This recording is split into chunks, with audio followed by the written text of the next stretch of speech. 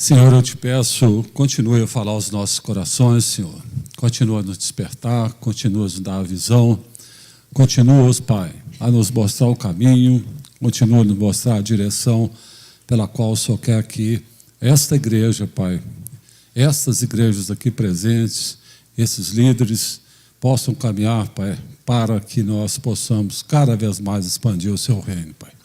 Em nome de Jesus, vem continuar a nos abençoar aqui nessa noite. Amém? Muito bem, meus amados. Vocês estão muito bem alimentados, né?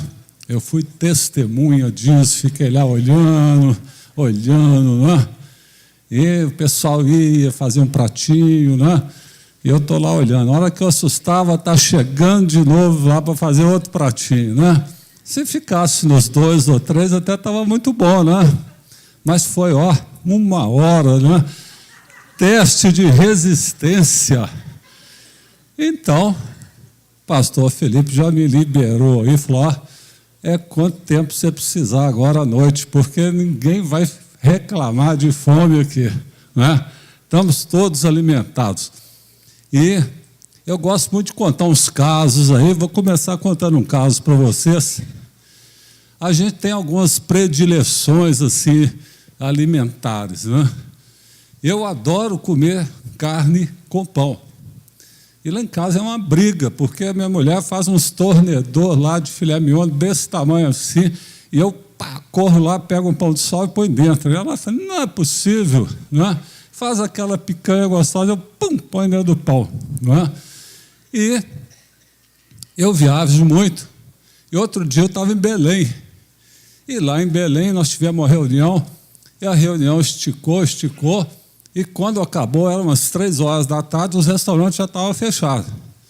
Então o jeito foi entrar numa lanchonete. Eu entrei numa lanchonete, e eu adoro um cachorro quente também, né? Aí eu olhei lá, falei, nossa, essa salsicha assim bonita, olhei e pedi. E o pessoal lá em Belém, eles têm assim, uma característica que eles atendem assim, muito rápido, né? Você pede na hora que eles te servem. E a moça levou lá uns 20 minutos para poder fazer o meu cachorro-quente, eu esperando com fome. E aí chega ela com um pratinho para mim lá. Eu peguei o pratinho, olhei, pão, abri assim, carne moída dentro. Eu falei, não é possível. Eu falei, moça, eu pedi um cachorro-quente. Aí ela olhou, e o que é isso? Eu falei, isso para mim é pão com carne moída. Eu quero um pão com uma salsicha dentro. Aí ela vira para mim e fala assim, esse é hot dog. Aí eu quase desabei. Os Brasis de muitas regionalidades. E aí eu tive cuidado, né? É lógico que eu não sou bobo, não ia perguntar para onde camiseta verde, vermelha, azul ou preta. Eu perguntei a alguém que eu vi que era de fora, como é que é o nome disso aqui, né? Aí ele me falou assim, é cachorro louco, né? Eu falei, então tá bom. Eu gosto, adoro um cachorro louco, né? Mas, então, cada lugar que você vai tem um nome. Se você for lá em Belém, quiser comer um cachorro louco, pede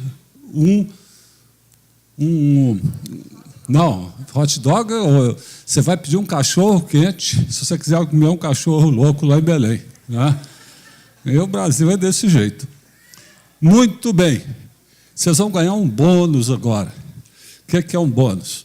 Eu estou gostando demais desse ar-condicionado aqui, gente, mas estou apaixonado com ele, sabe? Apaixonado. Então nós vamos fazer, eu quero passar um filme para você aqui, que vai falar sobre visão. Um pouquinho antes da gente falar da multiplicação, nós vamos falar um pouquinho sobre visão. Tenho certeza que vocês vão gostar. E esse filme, ele se chama, se quiser pegar na internet depois, O Jogador de Estrelas. Não está no seu caderninho aí, não, porque isso aí foi Deus que me tocou aqui agora na hora desse intervalo. Então, vamos assistir aí O Jogador de Estrelas.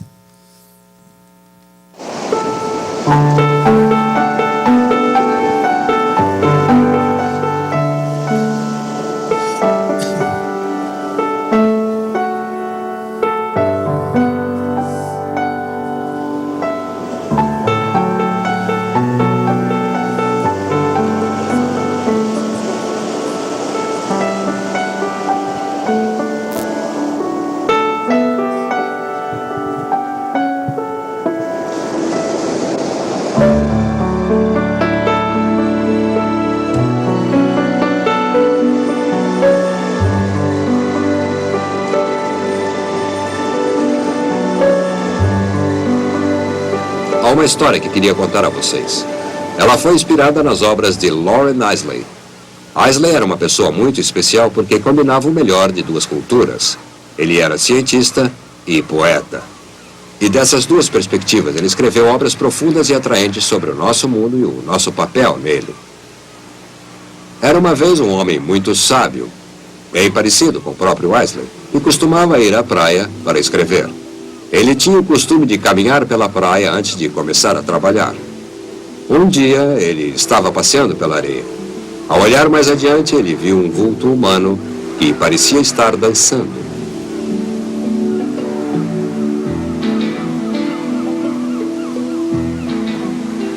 Ele sorriu ao pensar em alguém que dançasse o dia todo. Então apertou o passo para alcançá-lo. Quando chegou mais perto, viu que se tratava de um rapaz e que o rapaz não estava dançando, mas estava se abaixando, pegando algo na areia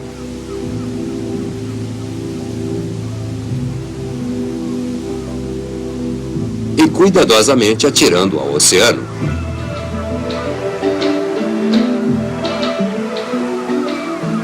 Quando chegou mais perto, ele gritou: "Bom dia, o que você está fazendo?" O jovem parou, olhou para ele e respondeu: "Jogando estrelas do mar no oceano." Eu acho que devia ter perguntado por que está jogando estrelas do mar no oceano. O sol está a pino e a maré está baixando. Se eu não as jogar lá, elas vão morrer. Mas, meu caro, você não percebe que há milhas e milhas de praia e estrelas do mar em todas elas? É impossível você fazer alguma diferença. O jovem escutou atentamente. Então, se curvou, pegou mais uma estrela do mar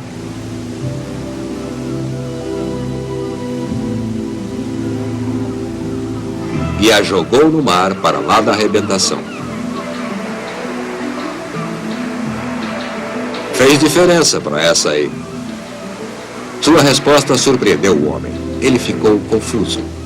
Não sabia o que responder. E assim ele virou as costas e voltou para casa para começar a escrever. O dia inteiro, enquanto escrevia, a imagem daquele rapaz ficou em sua mente. Ele tentou ignorá-la, mas a visão persistia.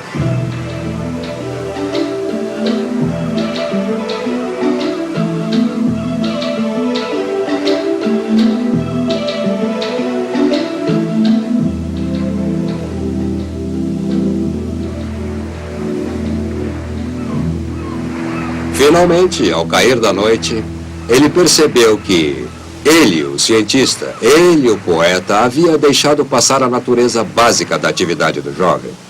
Foi quando ele percebeu que o que o jovem fazia era uma opção por não apenas ser um observador no universo e vê-lo passar, pois ele optara por agir no universo e fazer alguma diferença. Ele ficou envergonhado e naquela noite foi se deitar preocupado. Ao raiar da manhã, acordou sabendo que devia fazer alguma coisa. Então se levantou, vestiu suas roupas, foi à praia e encontrou o jovem. E junto com ele passou toda a manhã jogando estrelas do mar no oceano. Percebem o que os atos daquele jovem representam? É uma coisa muito especial em cada um de nós. Todos nós fomos dotados da capacidade de fazer alguma diferença. E se pudermos, como aquele rapaz, nos conscientizar desse dom, conquistaremos, através da força de nossas visões, o poder de moldar o futuro. E este é o desafio de vocês, e também o meu desafio. Cada um precisa achar a sua estrela do mar. E se jogarmos nossas estrelas sabiamente e bem, não tenho dúvida de que o século XXI será um lugar maravilhoso. Lembrem-se, uma visão sem ação não passa de um sonho. A ação sem uma visão é só passatempo. Uma visão com ação pode mudar o mundo.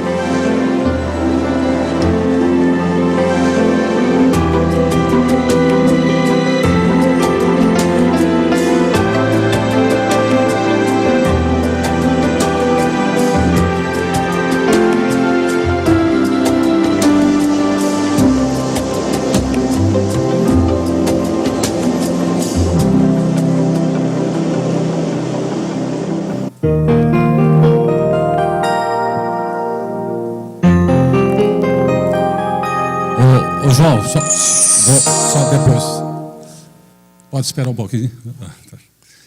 Meus amados, esse filme fala para nós de visão, não é? Então tem momentos assim muito especiais nesse filme.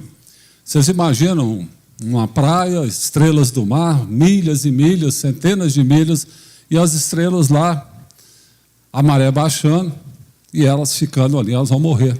Aí um rapaz se propõe a pegar essas estrelas e devolver elas para o mar.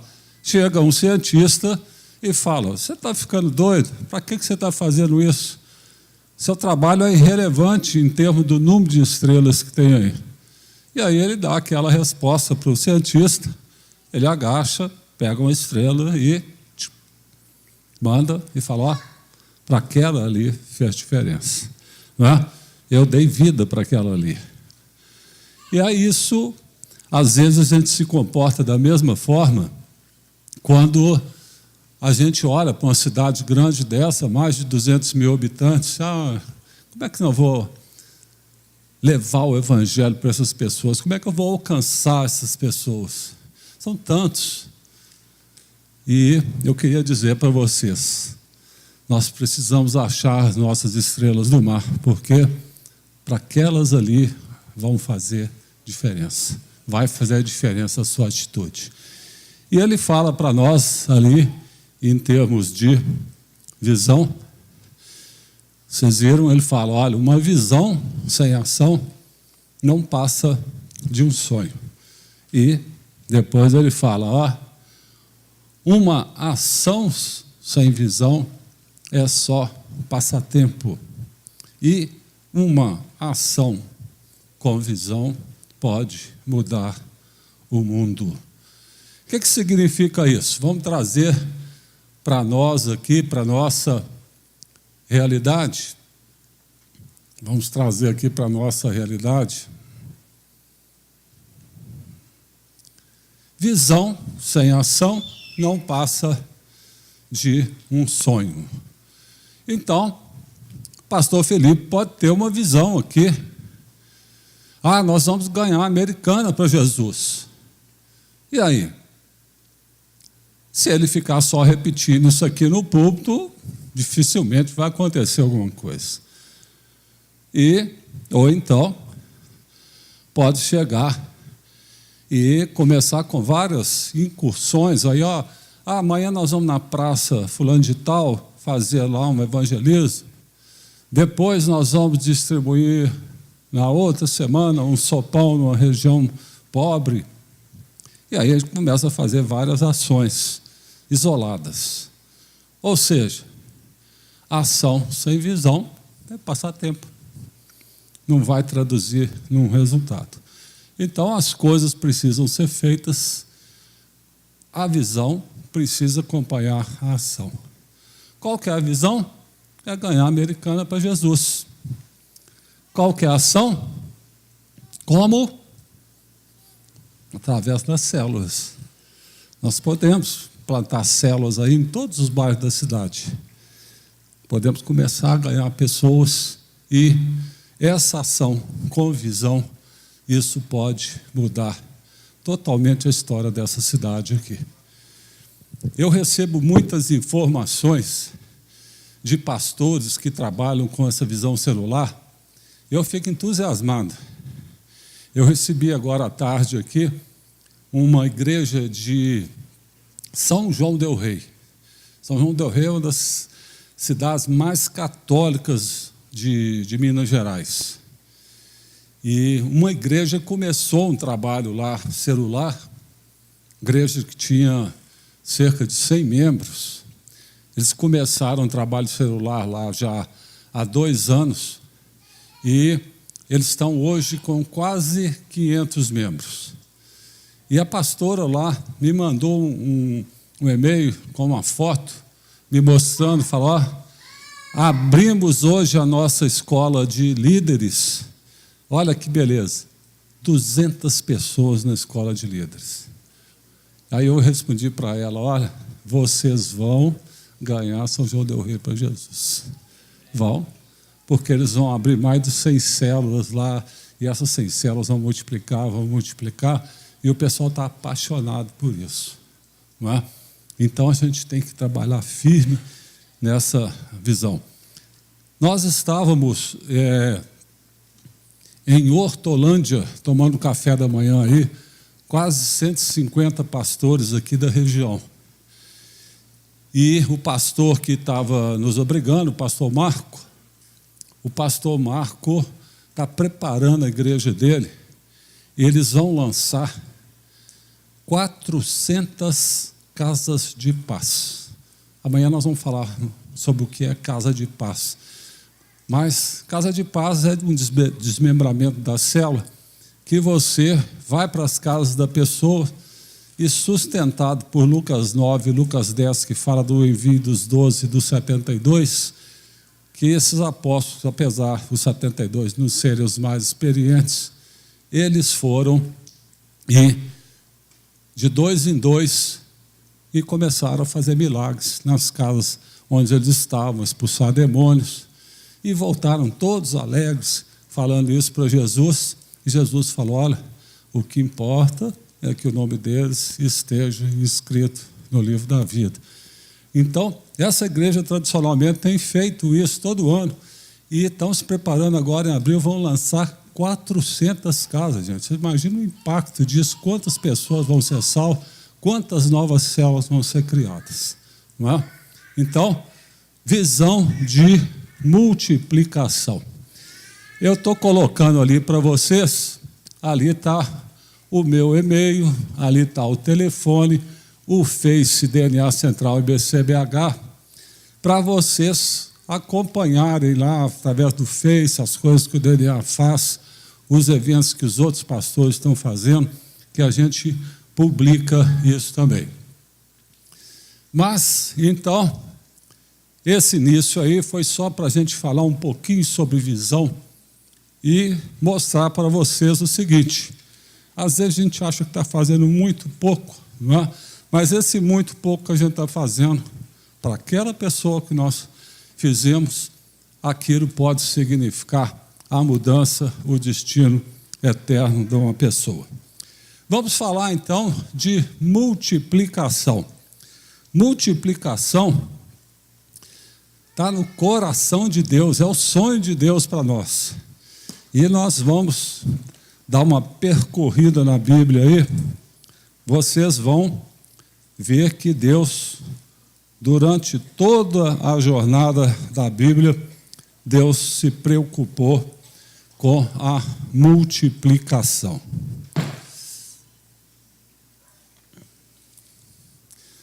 A multiplicação na vida começa aí na biologia.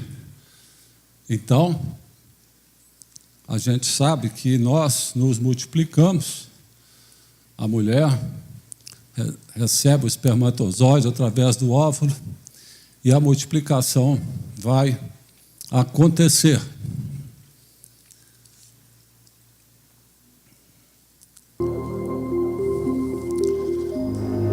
Está mostrando as fases aí, são várias fases, a multiplicação não acontece de uma vez só. Ela acontece através de várias etapas. Ali vai aparecer a cadeia do DNA, com as características que vão somar do homem e da mulher para gerar um novo ser. A multiplicação. Então, quem já estudou isso em biologia, anáfase, telófase, várias etapas para gerar citometástase, a multiplicação. E a multiplicação é a essência da vida.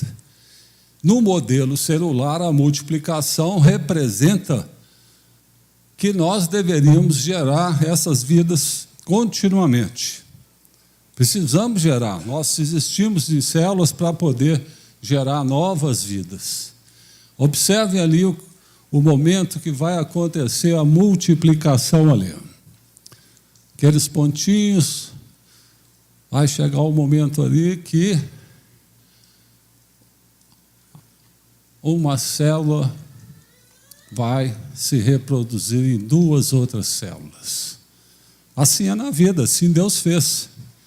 E é assim que nós devemos também fazer na multiplicação. Esse vídeo você conhece, não é?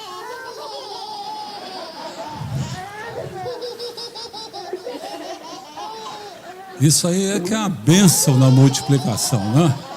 Você imagina a felicidade dessa mãe aí, né? Com 5 do lado dela, né?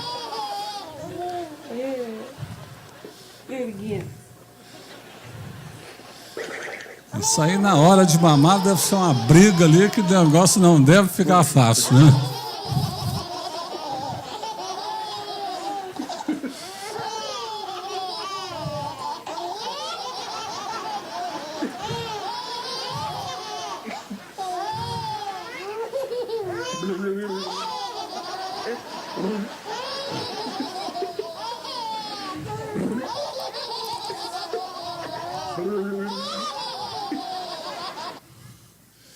Mas a multiplicação, amados, a multiplicação é um alvo, não é?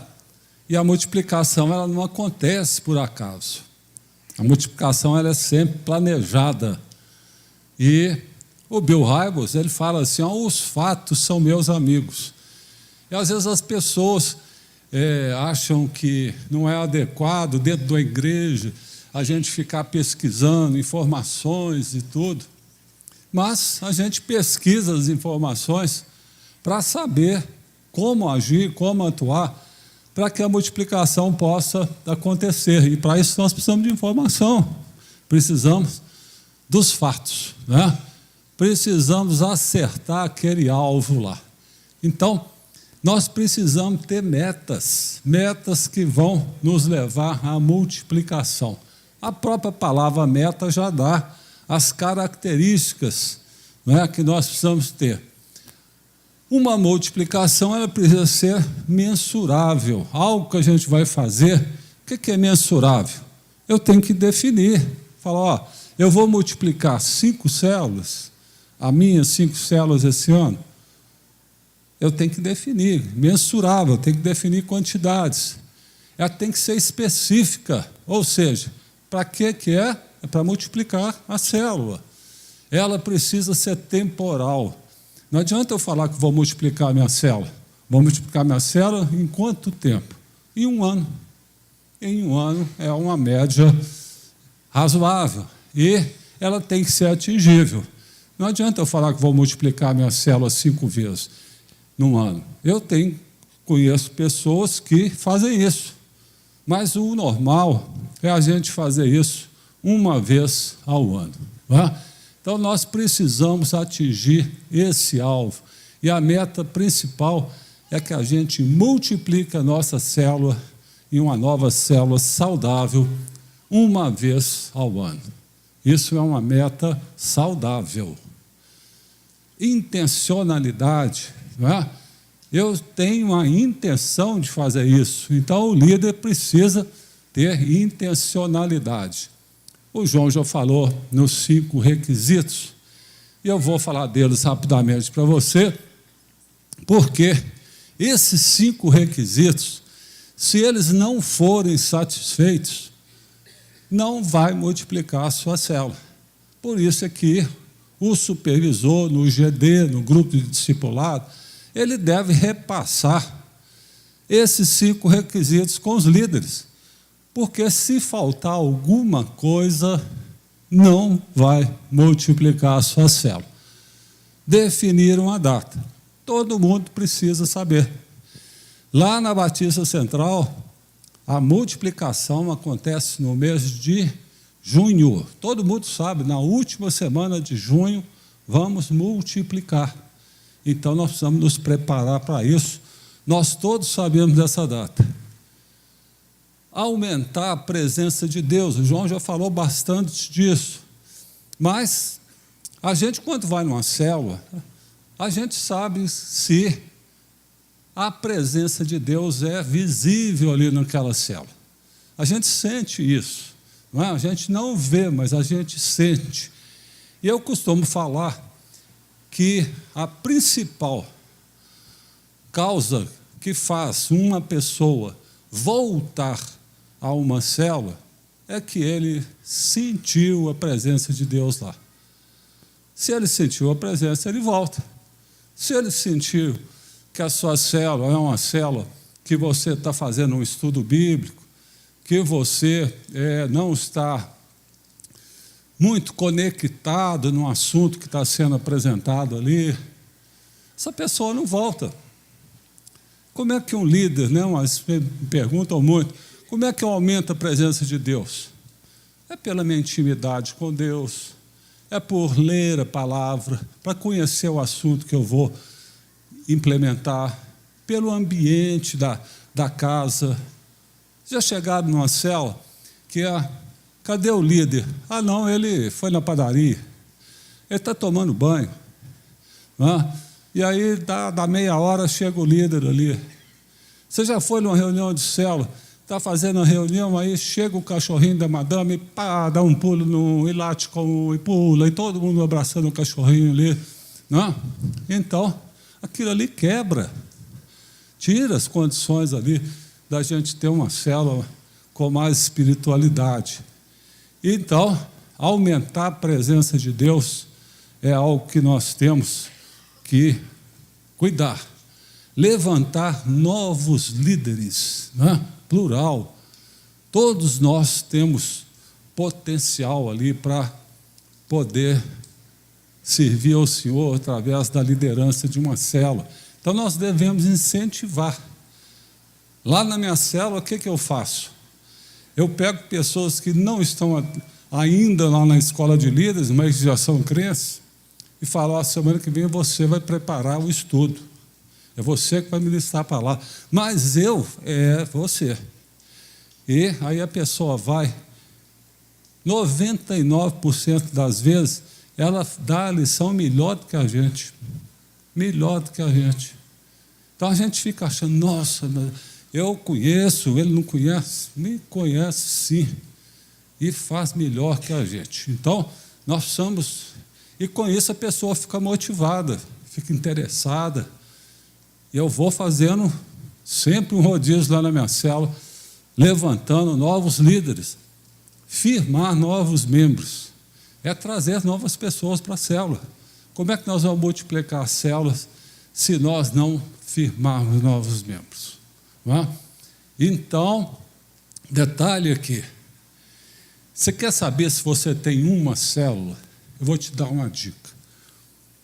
Porque muitas pessoas acham que tem célula, mas não tem célula. A dica para saber se a sua reunião é uma reunião de célula. Você vai olhar para um lado, vai olhar para o outro. Se você enxergar não crente aqui, você tem uma boa chance de ter uma célula. Agora olhou para um lado, só tem crente. Olhou para o lado, só tem crente. Você tem um grupo de estudo bíblico ou um grupo de comunhão. Uma coisa ou outra. E essas coisas são terríveis, são ótimas, sabe? Quando o foco é esse.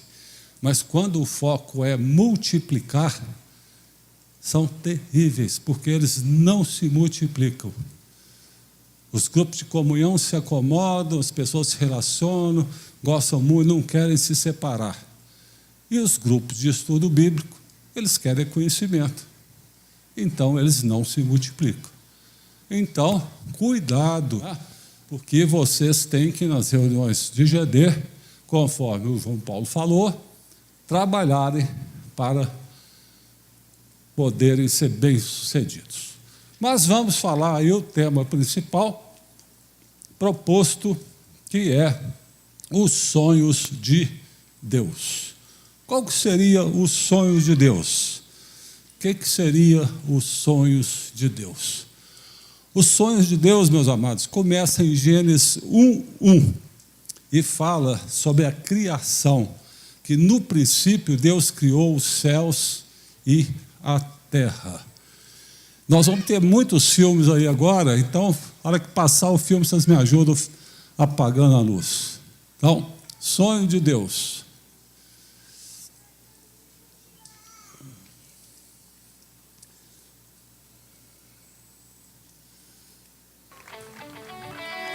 Imagine a criação do mundo, Deus criando o mundo.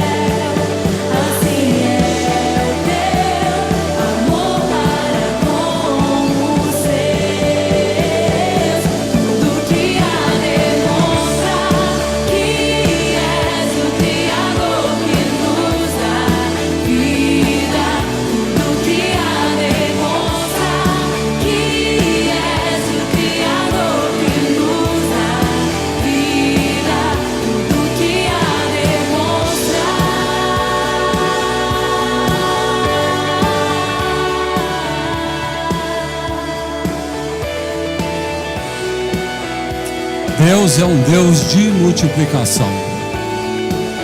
Deus criou a terra, Deus criou o homem, Deus criou para que nós nos multiplicássemos. Ele é um Deus de multiplicação. Gênesis 1, 27.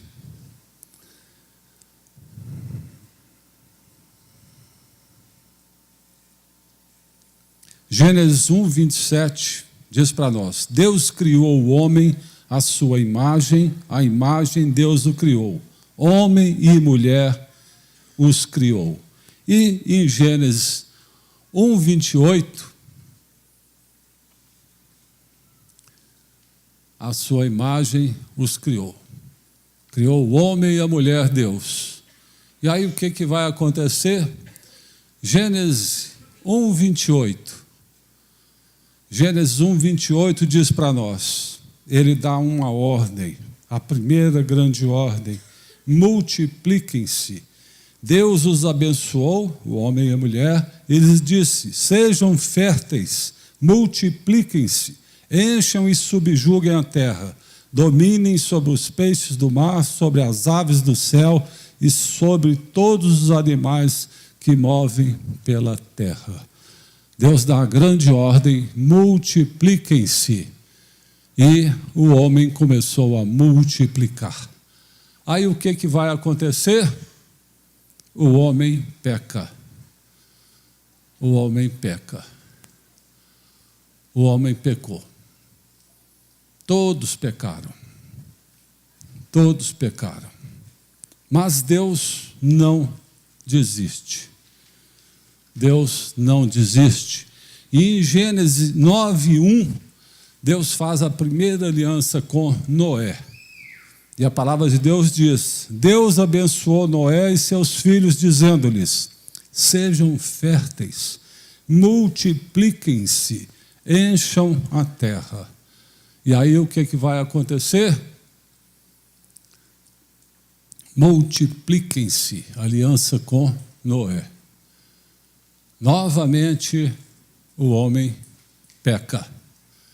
E aí Deus não desiste de nós. E Gênesis 15:5, ele vai fazer uma aliança com Abraão. E a palavra de Deus diz: levando-o para fora da tenda, disse-lhe: olhe para o céu, conte as estrelas, se é que pode contá-las. E prosseguiu: assim será a sua descendência. Multipliquem-se. Deus dá uma nova ordem para Abraão. Aí pode apagar a luz para a gente.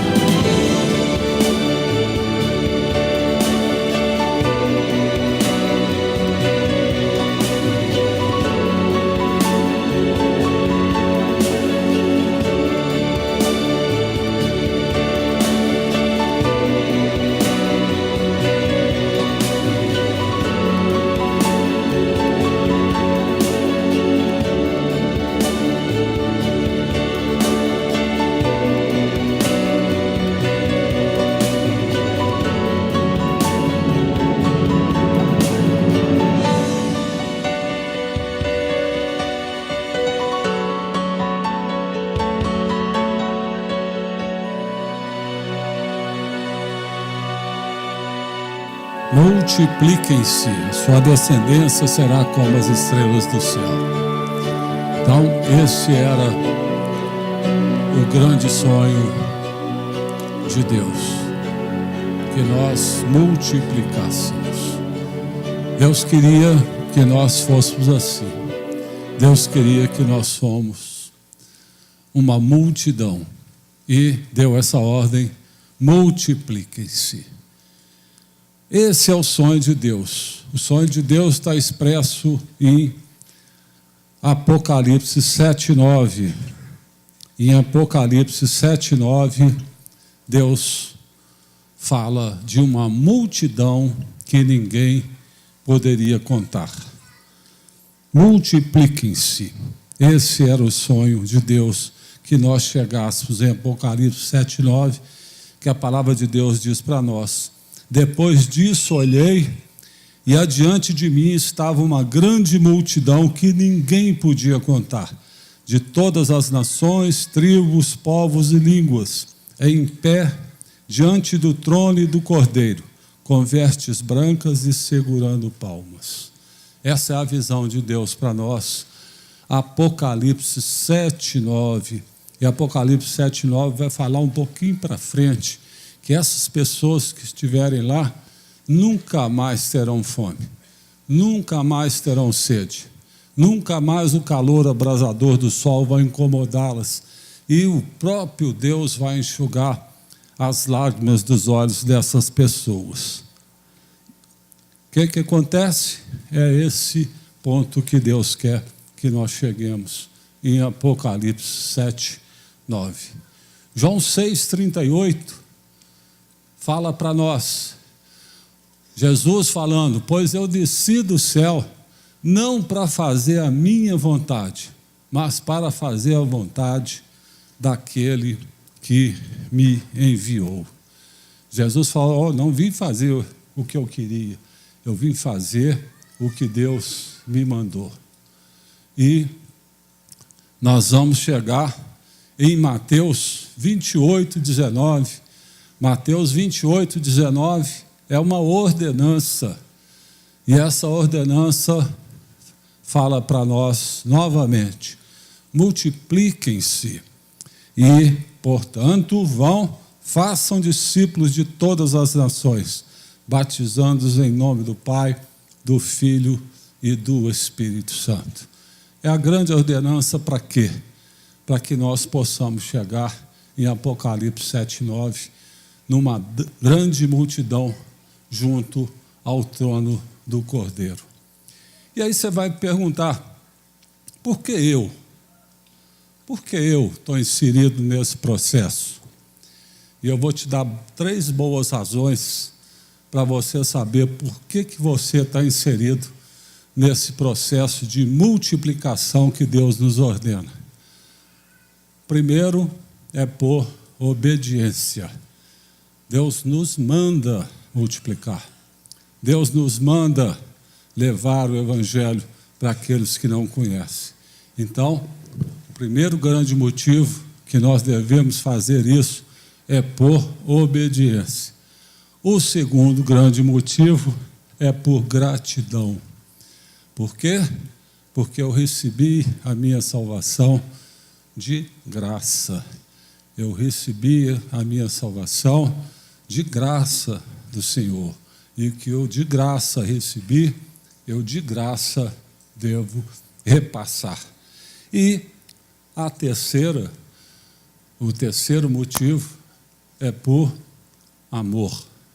Amor por quê? Amor por compaixão, por saber que as pessoas que estão ali fora, elas estão perdidas. Então, por amor a elas, nós devemos multiplicar. Nós devemos fazer todos os nossos esforços aqui para que elas também possam conhecer o Senhor. Então, obediência, gratidão e amor são as forças que vão fazer com que a gente cumpra a grande ordenança do Senhor. Nós vamos ver um filme que vai retratar exatamente essa visão de multiplicação que nós falamos e que vocês viram aqui até agora.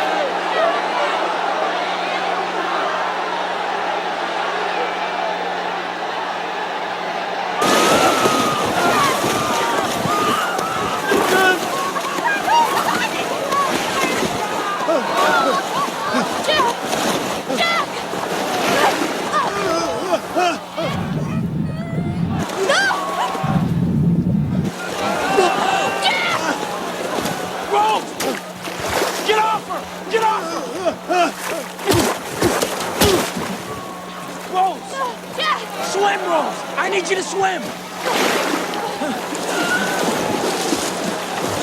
Keep swimming!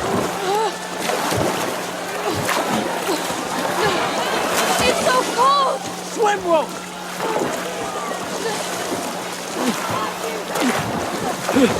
Come on! Here! Keep swimming! Come on! Here!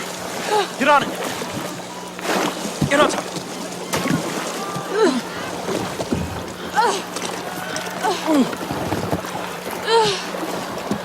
Come on, Rose!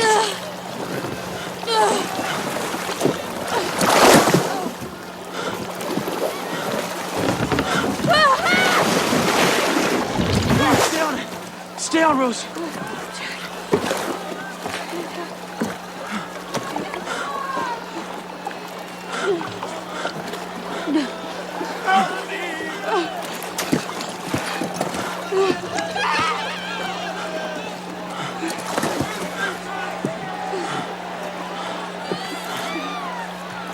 Be all right now. Be all right now.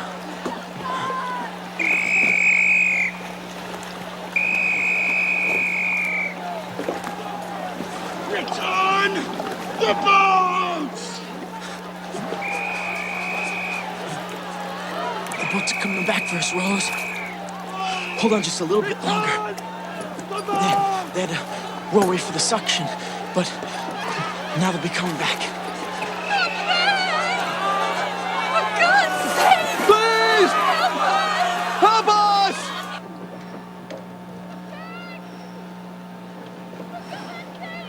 You don't understand.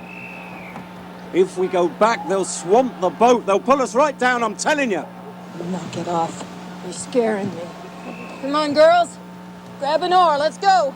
Are you out of your mind? We're in the middle of the North Atlantic. Now, do you people want to live or do you want to die?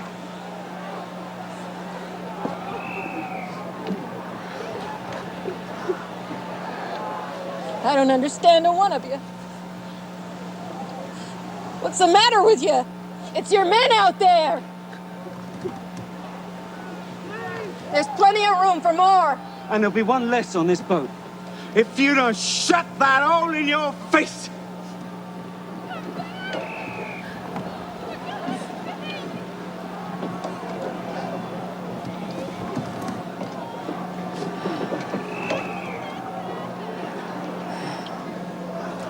Take this rod. Now bring in your oars over there. And tie these two boats together as well. Now make sure that's tied up nice and tight. Right! Listen to me, men. We have to go back. I want to transfer all the women from this boat into that boat right now, as quick as you can, please. Let's create some space over there. Move forward and aft.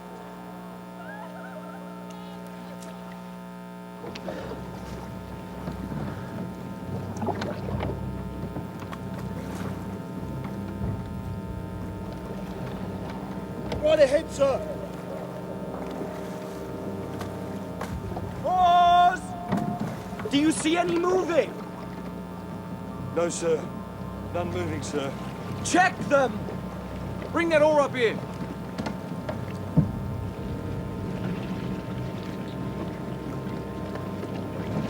Check them, make sure. These are dead, sir. Now give way. Ahead easy.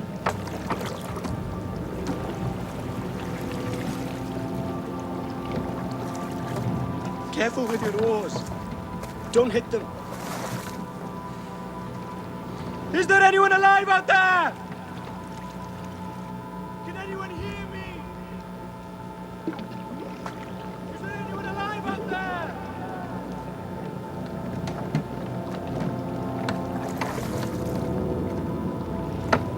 We waited too long. Well, keep checking them! Keep looking! Is there anyone alive out there? Can anyone hear me?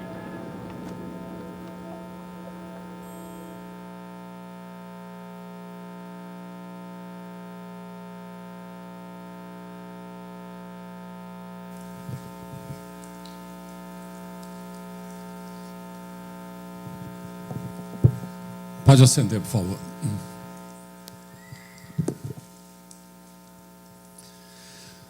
Meus amados, essa é uma história verídica, vocês conhecem esse filme, é o filme do Titanic. Mais uma vez a gente vê as pessoas precisando de socorro, pessoas precisando de uma mão para poder viver. E essa mão muitas vezes não aparece. E se essa mão não aparecer, pode ter certeza que essas pessoas podem morrer. O que nos preocupa é que essas pessoas, no meio dessas pessoas ali, pode estar seu pai, pode estar sua mãe, pode estar seu irmão, pode estar seu filho. Eu fui numa palestra outro dia que o pastor Paulo estava ministrando e ele falou com o público o seguinte: na minha família Amazônia, nós somos 176 pessoas. E eu quero contar para vocês aqui que essa semana todos os 176 aceitaram Jesus. Não é? Então a gente precisa ter esse alvo, a gente precisa ter isso, esse despertar dentro do nosso coração, porque nós podemos salvar nossas famílias. Nós podemos salvar as pessoas que nós mais somos gratos, nossos amigos, nossos vizinhos, nossos colegas, e nós temos que fazer alguma coisa. Nós que conhecemos Jesus, nós que estamos no barco, dentro do bote da segurança, a gente precisa ir lá, alcançar aqueles que ainda não conhecem Jesus. 1 João 3,16. Nisto conhecemos o que é o amor. Jesus Cristo deu a sua vida por nós e devemos dar a nossa vida por nossos irmãos. A palavra de Deus fala que Jesus Cristo deu a vida por nós e devemos dar a nossa vida pelos nossos irmãos. Esse é o sonho de Deus. Isso é que Deus espera de cada um de nós. Essa cruz que Jesus Cristo deu a vida por nós e que nós cumpramos a grande ordem que Ele deixou, que é: façam discípulos, para que essa grande multidão de Apocalipse 7:9 possa existir, possa estarmos ali todos juntos. Eu, quando vejo essa foto, eu falo assim: ó, vocês estão vendo esse carequinho aqui, ó? Esse aqui sou eu.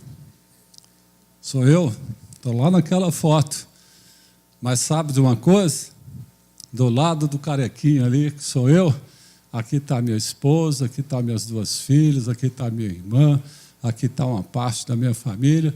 Graças a Deus, boa parte estão aqui. Alguns ainda não estão, não é? Mas vai ser muito sem graça a gente estar nesse dia, nesse momento lá, e não estar do nosso lado as pessoas que a gente mais ama e mais somos gratos para ela. E saibam que este é o grande sonho de Deus. Multipliquem-se. Multipliquem-se. Deus fez várias alianças. O homem pecou. E aí Ele mandou Jesus Cristo para fazer a aliança definitiva, para que Apocalipse 7:9 seja realidade dentro de pouco tempo. E eu quero deixar aqui essa mensagem para vocês: multipliquem-se. Isso é o sonho e é a ordem de Deus para nós. Vamos multiplicar nossas vidas. Eu queria que você curvasse sua cabeça. Quero orar por você. Senhor, te agradecemos por essa noite, te agradecemos por tanto que o Senhor nos tocou, falou aos nossos corações. E eu quero te pedir aqui agora, Pai, que esse seu sonho, Pai, que essa sua ordenança, que fique cravado, Pai, no coração de cada um de nós aqui, Pai. Faça com que nós não nos esqueçamos disso durante as nossas atividades, o nosso dia, o nosso lazer, o nosso trabalho, as coisas que a gente faz aqui na igreja. Faça com que nós, Pai, possamos ter uma visão clara, Pai, de que nós só vamos chegar em Apocalipse 7:9 se nós cumprirmos a sua ordenança de Mateus 28:19, que é ir e fazer discípulos, Pai. Faça com que nós possamos ter audácia, Senhor, sabedoria, confiança, segurança no poder que o Espírito Santo nos dá para levar a mensagem do seu Evangelho a tantos e tantos que não conhecem, Pai. Eu te peço, Pai, desperta o coração desses líderes aqui, Pai, para que eles se sintam, Pai, usados pelo Senhor, para que essa grande multidão de Apocalipse possa acontecer, Pai. Faça com que nós, Pai, não desanimemos, Pai. Faça com que nós possamos olhar para as nossas células e enxergar ali, Pai, a possibilidade, Pai, de atrair amigos, parentes, vizinhos, colegas ali, para que eles possam te conhecer, Pai. E com isso, o destino deles eterno seja mudado, Pai. Abençoa, Pai. Nos abençoa, nos dá essa visão clara. Faça com que, em nome de Jesus, nós possamos te auxiliar aí nesse seu grande sonho, Pai, de ter uma multidão diante do seu trono, para que nós possamos viver, Pai, em paz, por toda a eternidade. E obrigado por essas promessas maravilhosas, Pai, que nesse dia, ao estar ali diante do seu trono, Pai, nós nunca mais teremos fome, nunca mais teremos sede, nunca mais o calor abrasador do sol vai nos incomodar, e o Senhor próprio vai enxugar todas as lágrimas dos nossos olhos. Muito obrigado, Senhor. As suas promessas são maravilhosas para as nossas vidas. Que nós não fiquemos com essas promessas só para nós, que a gente possa estender essas promessas para aqueles que nós mais amamos também, Senhor. Em nome de Jesus. Amém. Obrigado, Senhor.